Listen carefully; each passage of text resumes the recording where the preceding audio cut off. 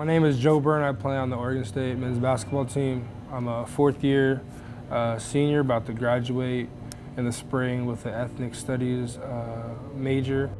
From the Silvas Indian Reservation, SoCal. On the reservation, there's really nothing to do besides, drinking or do drugs or sell drugs, I got in trouble when I was young, a little bit of trouble, like every other kid does. Yeah, that's basically it. It was just really lonely, sort of, and so I just picked up basketball and got good at it. Hi, I'm Dondi, Silvas Nichols, Joseph Burton's mom.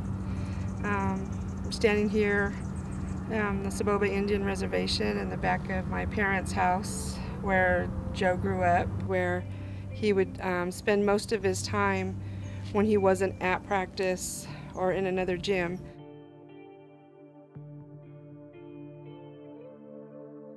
People always ask me how Joe ended up being our first recruit, and I tell people all the time that the way we play, as well as the type of culture we were trying to build, you need a special person who's going to be able to handle the rough starts, the rough times, and who is good enough to play, as I mentioned earlier, good enough to play in the Pac-12. And I knew right off that Joe was the right guy, and I had to get him to believe that he was that right guy. And now he always reminds these guys that he was the first recruit here in the new era, which is absolutely true, and he's a big part of why we've been able to turn this program around.